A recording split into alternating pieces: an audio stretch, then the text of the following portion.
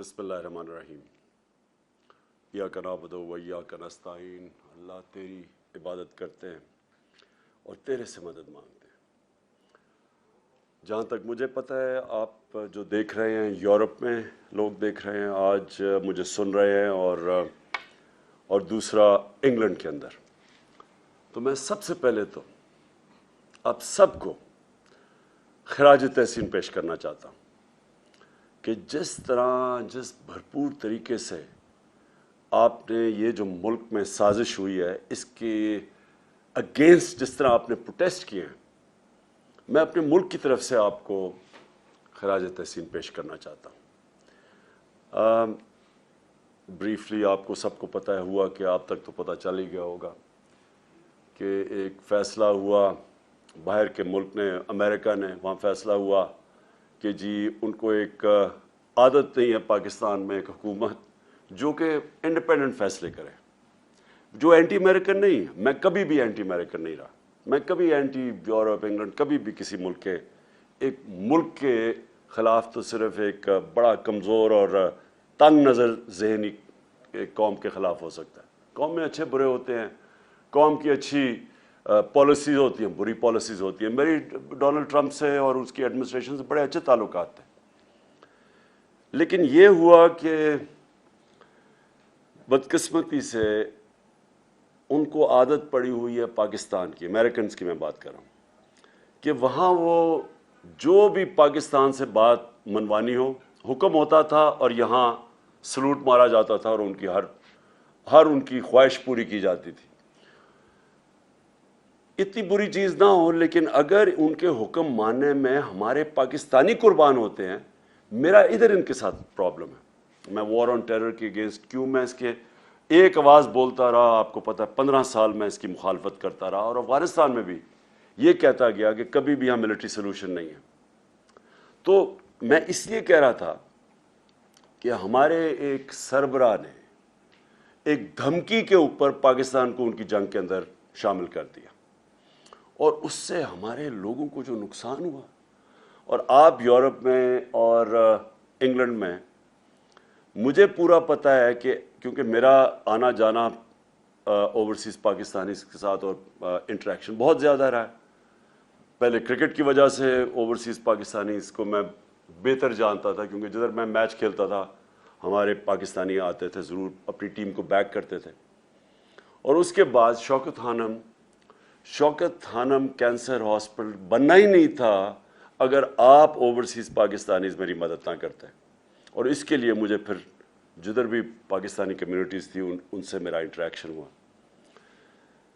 तो जब ये वॉर ऑन टेरर हुई, पहले तो पाकिस्तान का ना लेना ना देना 9/11 से, हमें उसके अंदर धमकी के ऊपर, वो वर्ड जनरल मुशर्रफ ने अपनी किताब में लिखा है कि उसने उनका आर्मिट्रेज, उनका कोई जो भी था, उसने धमकी दी कि we will bomb you into stone age. Pressure नहीं ले सका, एक धमकी में मुल्क को शामिल करवा दिया उस जंग में, और फिर हम गिरते ही गए, डिमांड्स उनकी बढ़ती गई। पहले तो कहा था लॉजिस्टिकल सपोर्ट देनी है, फिर हमने पूरी अपनी उनके कहने पे फ़ौज भिजवा दी कबायली इलाके में, और उसके बाद जो फिर पाकिस्तान में हुआ, आप याद रखें कबायली इलाके से सारी अफ़गान जहाद लड़ी गई थी। जब हमने उनकी पहले मदद की थी सोवियत यूनियन के अगेंस्ट, तो सारी जहाद कबायली इलाके से लड़ी गई थी। तो कबायली इलाके के लोगों को हमने कहा था कि जहाद बहुत अच्छी चीज़ है, जब एक हमारे हमसाए मुल्क में फॉरेन ऑक्यूपेशन हुई तो इसके ख़िलाफ़ लड़ना जहाद है। अब जब अमेरिकन वहाँ पहुँच गए तो अब हम उन्हीं लोगों को कह रहे हैं कि उनके ख़िलाफ़ जहाद थी, सोवियट्स के ख़िलाफ़ अब दहशतगर्दी है। उसका नतीजा क्या हुआ? क्या वो रोबोट्स तो नहीं थे? उनको हमने पहले जहाद के लिए तैयार किया, और अब हम कह रहे हैं कि ये टेररिज्म है, वो हमारे ख़िलाफ़ हो गए। और पाकिस्तान ने सबसे भारी कीमत अदा की अमेरिका की वॉर ऑन टेरर में शिरकत करने की। बाकी नेटो अलाइज भी थे, किसी को, यानी सारे नेटो अलाइज और अमेरिकन जितने फ़ौजी इसके अंदर मारे गए वॉर ऑन टेरर में, अफ़गानिस्तान और अफ़गानिस्तान में, उन सारों को सबको इकट्ठा भी कर लो तो उससे 3 गुना ज़्यादा पाकिस्तानी फ़ौजी मारे गए, हमारे फ़ौजी शहीद हुए, और 80,000 पाकिस्तानी जानें गई, मुल्क तबाह हो गया। تو میرا سارا کنٹینشن یہ تھی کہ ہماری فورن پالیسی ہونی چاہیے پاکستانیوں کے لیے، ہماری بہتری کے لیے. ہمیں اپنے ملک کو قربان نہیں کرنا چاہیے کسی اور کی فورن پالیسی آبجیکٹیوز کے لیے. یہاں پرابلم شروع ہو گیا. تو پھر چائنا کے اوپر بھی ہم چاہتے، ہمارا نیبر ہے، ہمارے اچھے تعلقات ہیں، ہم چاہتے تھے کہ آگے رائزنگ پاور ہے، ہمارا انٹرسٹ ہے کہ ہمارے ان سے اچھے تعلقات ہوں. ادھر بھی پرابلم آیا.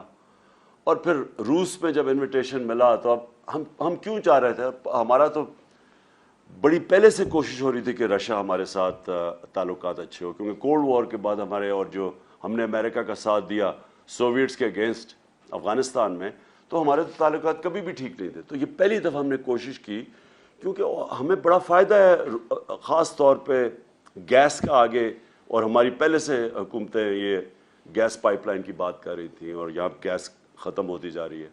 اور دوسرا پھر ہم نے گندم امپورٹ کرنی تھی ان سے، اور وہاں ہم نے ان سے طے کیا کہ تیل 30% کم قیمت پہ ہمیں تیل مل رہا تھا.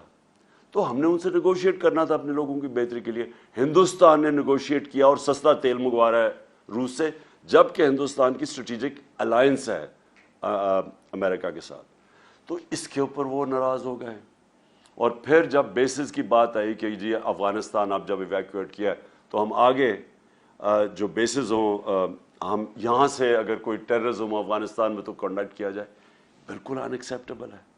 ہم پہلے 80,000 لوگ مروا بیٹھے، کسی نے اپریشیٹ نہیں کیا، بلکہ افغانستان کو کئی ان کے پولیٹیشنز نے بلیم کیا کہ پاکستان کی وجہ سے ہم افغانستان میں کامیاب نہیں ہوئے. یعنی اتنا بڑا جھوٹ کہ ہماری وجہ سے کامیاب نہیں ہوئے. تو پہلے ہمیں بلیم بھی کیا، ہمارا اپریشیٹ بھی نہیں کیا، ہمارے ملک کی بھی تباہی ہو گئی، قبائلی علاقہ اجڑ گیا. اور اب کہہ رہے ہیں کہ پھر سے ہمیں بیسس، تو میں نے تو کبھی نہیں ماننا تھا. ادھر سے پرابلم شروع ہوئے. اور اس کے بعد وہاں سے یہ سازش تیار ہوئی. یہاں مل گئے ہمارے میر جعفر اور میر صادق. انہوں نے پوری طرح ان کے ساتھ یہ گیم پلان بن گیا. یہ مجھے اس کا انڈیکیشن ہو گئی تھی پچھلی جولائی کے اندر، جولائی اگست میں سمجھ گیا تھا کہ کچھ ہو رہا ہے. اور پھر یہ یہاں سے ان کے ساتھ مل کے، یہاں پھر ان کے ساتھ یہ جو ہمارے پولیٹیکل یہ جو یہاں مل کے ہمیں پتہ کیسے چلا، امریکن ایمبیسی میں ان کی فریکوینسی بڑھ گئی، ان سے ملنے اپوزیشن پولیٹیشن سے، ہمیں وہ ساری انڈیکیشن تھی. اور پھر جو ہمارے 4-5 جو تھے بیک بینچر، جو خوش نہیں تھے ہماری پارٹی سے، ان کو امریکن ایمبیسی بلا کے میٹنگز کرنی شروع کر دی.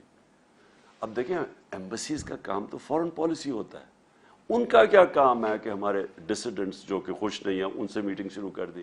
اور انہوں نے جب یہ پھر یہاں جب نو کانفیڈنس ہوا تو سب سے پہلے ان لوگوں نے جا کے لوگوں کو، ہمارے لوگوں کو خریدا اور توڑا، اور یہ گو بٹوین بنے جنہوں نے امریکن ایمبیسیز میں جا کے میٹنگز کی ان کے ساتھ.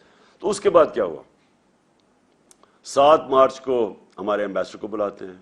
اس کو ایک ڈونلڈ لو، ایک انڈر سیکرٹری آف اسٹیٹ، وہ جا کے دھمکی دیتا ہے. اور میں یہ آپ صرف کہنا چاہتا ہوں کہ کتنی بڑی توہین ہے 22 کروڑ لوگوں کی، کہ امریکن آفیشل جا کے ہمارے ایمبیسڈر کو کہتا ہے کہ اگر تم نے عمران خان کو اس میں کامیاب ہونے دیا، یہ جو نو کانفیڈنس پوشن ہے، اگر یہ کامیاب ہوگی اور اگر یہ کامیاب ہو گئی اور عمران خان ہٹ گیا تو پاکستان کو معافی دے دی جائے گی. کس چیز کی معافی ابھی نہیں پتا، کیا ہم نے جرم کیا ہے اس کا نہیں پتا، لیکن معافی دے دی جائے گی. لیکن اگر عمران خان بچ گیا تو پاکستان کے لیے کانسیکوینسز ہوں گے. ڈائریکٹ نام لے کے ہمارے ایمبیسڈر کو کہہ رہا ہے. اور یہ سوچ لیں کہ میں وہ فورن آفس میں ہے، میں ہوں پرائم منسٹر، تو یہ کس کو دھمکی دے رہا تھا وہ. اور اگلے دن جس کو بھی دھمکی دی، اگلے دن نو کانفیڈنس موشن ٹیبل ہو جاتی ہے پارلیمنٹ میں. اور اس کے بعد یہ سارے ہمارے لوگ بھی، یہ جو لوٹے ہیں، یہ جا کے بکنا شروع ہو جاتے ہیں سندھ ہاؤس میں، اور ہمارے الائز بھی ایک دم پیچھے ہٹ جاتے. تو پوری سازش کی گئی اور اس سازش کو کامیاب کروایا گیا. یہاں سے ہمارے میر جعفر اور میر صادق ملے ہوئے تھے سازش میں.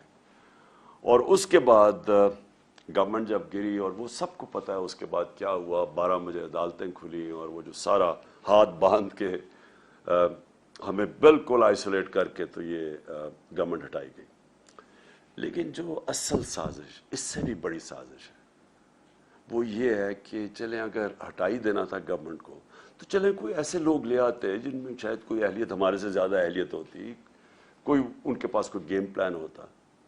پاکستان کا کرپٹ ترین مافیا کو ہمارے ملک کے اوپر مسلط کر دیا.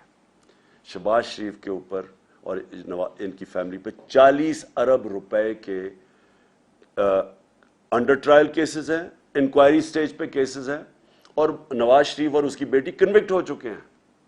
اس خاندان کو اوپر لا کے ملک پہ بٹھانا, باپ جو ہے شہباز شریف وہ بھی ضمانت پہ, بیٹا جو اس کا ہے حمزہ شریف جو ہر چھوٹے چھوٹے پیسے پکڑتا تھا, جو ان کے اوپر اوپن اینڈ شٹ کیس ہے. 16 ارب کا جو ایف آئی اے کا کیس ہے وہ اتنا سیدھا کیس ہے کہ نوکروں کے نام پہ پیسے لیے انہوں نے اور اس کے بعد فیملی ممبرز میں ڈسٹریبیوٹ ہو گئے. نیب کے اندر کیس, ٹی ٹی کا کیس کیا ہے کہ یہاں سے پیسے پکڑتے تھے, اس کے بعد ہنڈی حوالے سے ملک سے باہر بھجواتے تھے, اور پھر فیک نام کے اوپر ریمیٹنسز دکھا کے پاکستان میں پیسہ لے کے آتے تھے.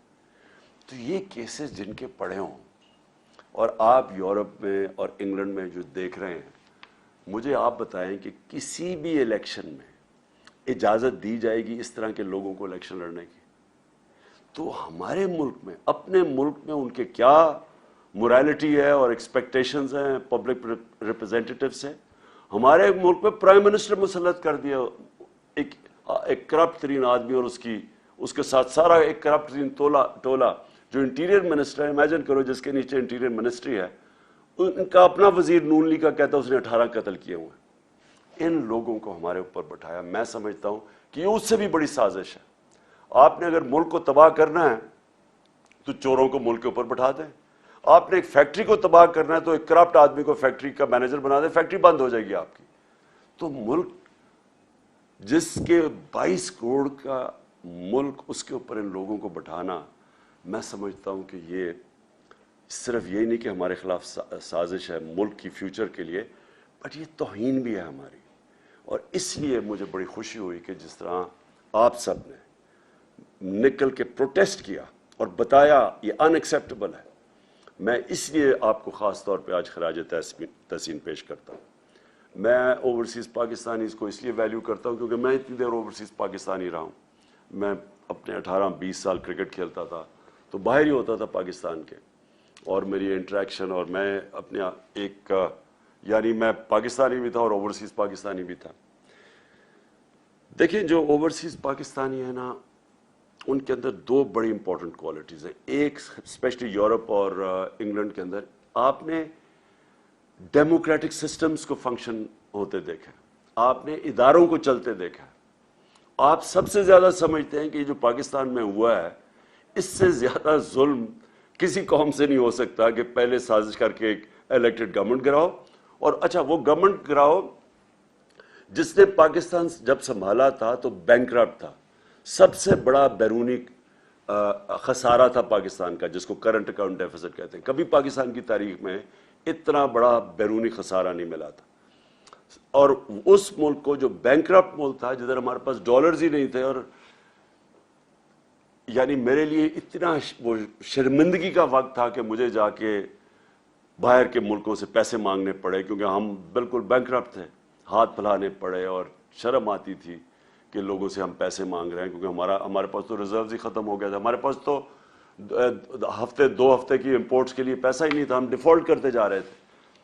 تو وہ ملک ہمیں جب ملا, اور مجھے بڑا فخر ہے کہ اس کے باوجود کہ ہمارے دوسرے سال پہ کرونا نے ہٹ کیا پاکستان کو, کرونا وائرس نے, اور آپ کو سب کو پتہ ہے انگلینڈ میں, یورپ میں کیا اس کا امپیکٹ پڑا ہے. آپ یہ سمجھیں کہ یہ ہمیں باتیں کرتے ہیں اہلیت کی, کہ پاکستان وہ ملک تھا جس دنیا میں ریکگنائز ہوتا ہے کہ سب سے بہترین طریقے سے ہم نے کرونا کو مینیج کیا. ہم نے اپنی اکانومی بچائی, اپنے غریب لوگ بچائے, اور پھر لوگوں کو کرونا سے بچایا.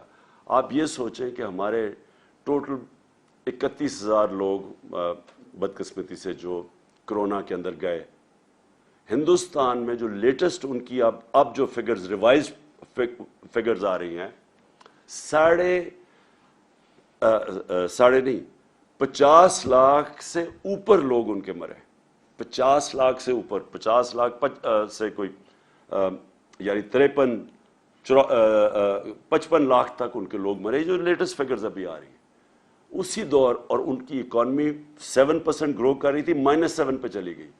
ہماری اکانومی تھی 0.2% پہ, اور ہم نے جس طرح کرونا ہینڈل کیا, ہماری تیسرے سال میں 5.6% گروتھ ریٹ تھی جو IMF نے لے کے آئے. تو 0.2 سے اوپر اکانومی بھی بچی, ہم نے اپنی انڈسٹری کو بوسٹ دیا, ہماری ریکارڈ ایکسپورٹس تھی, ہماری ریکارڈ ریمیٹنسز آپ کی وجہ سے, کیونکہ ہم نے کوشش پوری کی کہ اوورسیز پاکستانیوں کو انکریج کریں کہ بینکنگ چینل سے. 31 ارب ڈالر کی پاکستان میں ریمیٹنسز آئیں جو ریکارڈ ہے. ہمارا جو ڈیجیٹل روشن ڈیجیٹل پاکستان تھا, اس سے آپ نے اس کے ذریعے اٹریکٹ کیا ہم نے پیسے. ہماری ٹیکس کلیکشن پاکستان کی تاریخ کی ریکارڈ تھی. ہماری جو 5 فصلیں تھیں, اور خاص طور پہ جو 4 بڑی فصلیں, اس میں پاکستان کی تاریخ میں ریکارڈ پروڈکشن ہوئی, سب سے زیادہ پیداوار ہوئی, کیونکہ ہم نے کسانوں کی مدد کی, ان کو ٹھیک ٹائم میں پیسے دیے, ان کو صحیح قیمت لوائی اپنی فصلوں کی. کبھی اتنا پیسہ ہمارے کسانوں کے پاس نہیں گیا جو 60% پاکستان ہے. اور ہماری جو کارپوریٹ پروفٹس تھے وہ ریکارڈ ہوئے. یعنی ملک کو تب انہوں نے ہماری گورنمنٹ گرائی جب اصل میں ملک سارا IMF کہہ رہا ہے سسٹینیبل گروتھ کے اوپر چلا گیا تھا. یہ بھی سازش تھی. ان کو خطرہ تھا کہ اگر اور جس طرح ہمارے سارے پلانز آگے جا رہے تھے, فیوچر لانگ ٹرم پلاننگ, ان کو ڈر یہ تھا کہ اب اس کے بعد سارے مشکل وقت سے تو ہم نکل چکے تھے, تب انہوں نے گورنمنٹ گرائی. اب میں آپ کو جو سازش کا بریف طریقہ بتاؤں کہ یہ جب باہر سے سازش کرتے ہیں یہ کرتے کیا ہے. جو پرائم منسٹر مصدق تھے 1950 کی دہائی میں, 54 میں جب تھے وہ ایران میں, تو اب تو CIA کے پیپرز ڈی کلاسیفائی ہو گئے نا, تو آپ وہ پورا پڑھ لیں کہ اس کو کیسے کرایا گیا تھا MI5 نے اور MI6 نے اور CIA نے. طریقہ کیا تھا, اور اس کا کیا مسئلہ تھا کہ وہ چاہتا تھا کہ ایران کے تیل سے ایرانیوں کو فائدہ ہو. وہ ان کی جو برطانیہ کے اور امریکنوں کی کمپنیاں تھیں, وہ زیادہ پیسے وہ لے کے جا رہی تھی, وہ چاہتا تھا ایران کو فائدہ ہو. اس کی وجہ سے انہوں نے اس کی گورنمنٹ گرائی. اور کیسے گرائی؟ سب سے پہلے میڈیا پہ پیسہ خرچ کیا, اس کو برا بھلا اس کے خلاف کیمپین کی گئی. میں آج پوچھتا ہوں میڈیا سے, اپنے میڈیا سے, ذرا آپ بھی پوچھا کریں کہ کدھر گئی مہنگائی. اب تو مہنگائی ہمارے دور سے اب تو ریکارڈ مہنگائی پہنچ گئی ہے. بجلی کی قیمتیں بڑھا دی ہیں انہوں نے, گھی ریکارڈ قیمت پہ, ہر چیز کی قیمت بڑھ گئی ہے. اب کیوں نہیں مائک پکڑ کے لوگوں کے پاس جا رہے جی کہ بتائیں جی کیا حالات ہیں اپنے؟ اب کیوں نہیں پوچھتے؟ ہمارے تھوڑا سا اتنا سا قیمت بڑھتی تھی, جا کے مائک پکڑ کے لوگوں سے کہتے تھے جی دیکھیں گورنمنٹ نے تباہ کر دیا, کدھر ہے نیا پاکستان. پیسہ چلا تھا اس کے اوپر, یہ پیسہ چلایا تھا ہماری گورنمنٹ کو ڈیگریڈ کرنے کے لیے, اور بالکل یہ مصدق سے انہوں نے کیا. پھر انہوں نے پیسہ چلایا اس کی اپنی پولیٹیکل پارٹی کے پولیٹیشنز پہ, جو ہمارے پہ پیسہ پہ, یہ سندھ ہاؤس میں جو نیلام گھر بنا ہوا تھا, پیسہ چلا تھا ان کے اوپر. پھر انہوں نے ڈیمونسٹریشنز کروائیں جو اپوزیشن پارٹیز تھی. یہ سارا جب مصدق کو گرایا تھا, آخر میں جب مداخلت ہونے سے پہلے یہ سب کچھ کیا تھا. انہوں نے بھی لانگ مارچ, کبھی فضل الرحمان آ رہا ہے لانگ مارچ, کبھی وہ بلاول آ رہا ہے سندھ سے لے کر لوگوں کو, وہ ساری فیل ہو گئی کیونکہ لوگ ان کے ساتھ ہی نہیں تھے. آخر میں انہوں نے ہمارے پاس یہ جو کیا. اور میں جو آپ سے اوورسیز پاکستانیز آپ سے جو میں نے امید لگائی ہے وہ یہ کہ آپ نے اپنے پولیٹیشنز کو, کیونکہ اگر کسی کو بھی وہاں انہوں نے پتہ نہیں چلنے چاہیے پاکستان کی جو نیوز ہے, باہر نکلنے نہیں دی کہ یہ ہوا کیا پاکستان سے. وہاں باہر بتایا جی عمران خان بڑا انپاپولر ہو گیا تھا, دیکھیں جی اس کو گرا دیا. انہوں نے کوئی یہ نہیں بتا رہا کہ ہمارے پاس وہ جو میں نے اس کو ڈی کلاسیفائی کر کے وہ جو ڈاکیومنٹ ہے جو سائبر ہے, جو مراسلہ ہے, جو ہمارے ایمبیسڈر نے بھیجا, جو 2 دفعہ نیشنل سیکورٹی کونسل کے سامنے پریزنٹ ہوا, جس کے اندر واضح یہ ساری چیزیں ایمبیسڈر نے خود کنفرم کیا کہ کس طرح کی دھمکی دی گئی تھی, اور پتہ تھا ان کو کہ نو کانفیڈنس موشن آ رہی ہے, اور ان کو اور اس کے اوپر دھمکی دی کہ اس کو کامیاب کرنا ہے. تو اب تو کلیئر ہو گیا سب کچھ. اب تو ان کو بھی ماننا پڑا کہ جناب وہ سارا کچھ اوتھینٹک ہے. لیکن باہر نہیں پتا، آپ کے یورپ میں نہیں پتا، انگلینڈ میں نہیں پتا، انہوں نے سپریس کیا ہوا ہے. وہ بھی ان کی بھی میڈیا ان کی اسٹیٹ پالیسیز کے ساتھ رہتی ہیں اور انہوں نے کہا ہوگا کہ یہ بھی ہمارے نیشنل انٹرسٹ میں. لیکن آپ کو کم از کم یہ پوچھنا چاہیے اپنے پولیٹیشین سے، لوگوں کو لکھنا چاہیے، لیٹر لکھنا چاہیے کہ یہ جو ہوا ہے یہ کیا یہ آپ الاؤ کریں گے اپنے ملک میں؟ کیا ہندوستان میں آپ کریں گے؟ یہ ایک 22 کروڑ لوگوں کے ملک میں یہ جو انہوں نے کیا ہے، کم از کم آپ کو letter to the editors campaign, اب تو سوشل میڈیا کیمپین آپ کر سکتے ہیں. آپ پلیز اس کے اندر ضرور شرکت کریں، کیونکہ وہاں آپ کی آواز اثر کرتی ہے، لوگوں کو افیکٹ کرتی ہے. لوگوں کو پتہ ہے جب ایک آپ پوری کیمپین چلاتے ہیں، اور میں کہہ رہا ہوں سوشل میڈیا پہ کیمپین چلائے، لیکن آواز ضرور اپارٹ فرام پروٹیسٹ جو آپ نے کیے یہ ضرور کریں. دوسری چیز ہم نے تو یہ ایکسیپٹ کبھی نہیں کرنا. میں نے ابھی جلسے کر رہا ہوں، لیکن میں انشاءاللہ 20 تاریخ کے بعد کال دوں گا اسلام آباد کی، اور میں یہ میری 26 سال کی پبلک ڈیلنگ کے اندر یہ میرا تجربہ ہے کہ کبھی پاکستان کی تاریخ میں اتنی بڑی پبلک نہیں نکلے گی جو انشاءاللہ اسلام آباد پہنچے گی. اور میں نے کبھی پبلک میں اتنا شعور اور بیداری نہیں دیکھی جو آج پاکستانی قوم میں ہے. میں نے کبھی پاکستانی قوم کو اتنا متحد نہیں دیکھا. صرف میں نے ایک دفعہ 1965 وار میں دیکھا تھا، میں 13-14 سال کا تھا، مجھے ابھی بھی یاد ہے کہ کس طرح ساری قوم اکٹھی ہو گئی تھی. اس کے بعد یہ پہلی دفعہ میں نے دیکھا کہ ساری قوم اکٹھی ہو گئی ہے ایک چیز کے اوپر کہ غلامی نامنظور، امپورٹڈ حکومت نامنظور. یہ ساری پاکستانی قوم میں نعرہ چل پڑا ہے. انہوں نے اتنی بے شرمی کی کہ وہاں ان کو آوازیں لگ گئیں جا کے مدینہ کے اندر، اور ہمارے اوپر کیسز کر دیے، بلاسفمی کیسز کر دیے. سوچے کہ کچھ شرم نہیں آتی کہ اس کے اوپر ہمارا یہاں شب دعا ہو رہی تھی، ہمیں پتہ ہی نہیں ہے کہ یہ پہنچے ہوئے مدینہ. اور اس وقت انہوں نے ہمارے اوپر کیسز کیا اور شیخ رشید کے بھتیجے کو انہوں نے پکڑ کے جیل میں ڈال دیے. یہ ہے وہ حکومت جو لے کے آئے ہیں، کرمنلز کی حکومت ہے. انہوں نے ساری زندگی یہ کیے، جھوٹے کیسز، مخالفین کے خلاف ڈرانا دھمکانا، اور جو نہ ڈرے اس کو خرید لاؤ، یا خریدو اور یا پھر. تو انہوں نے وہ جو کیسز کیے، میری ایک کنٹینشن ہے کہ دنیا کے کسی حصے میں جدھر پاکستانی ہے یہ حکومت کے لوگ چلیں، ان کو 2 نعرے لگیں گے ہر جگہ، غدار اور چور. کہیں بھی یہ چلے جائیں، کیونکہ اس وقت قوم میں کنسنسس ہو چکا ہے اس چیز کا. اور اس لیے میں لوگوں کو ایک پرامن احتجاج ہوگا ہمارا اسلام آباد میں. ہم کبھی نہیں چاہتے کہ کسی قسم کا انتشار ہو، بلکہ ہم فیملیز کو بھی بلا رہے ہیں. ہم چاہ رہے ہیں سب اس میں شرکت کریں اس احتجاج میں، اور صرف لوگوں کے سامنے، قوم کے سامنے، انٹرنیشنل میڈیا کے سامنے، اور یہ جو غدار ہیں ان کے سامنے اور اداروں کے سامنے، پبلک کا ان کو پتہ چلے کہ یہ قوم کھڑی کدھر ہے، تاکہ ان کو پبلک کا زور پتہ چلے کہ اس وقت قوم کدھر کھڑی ہے.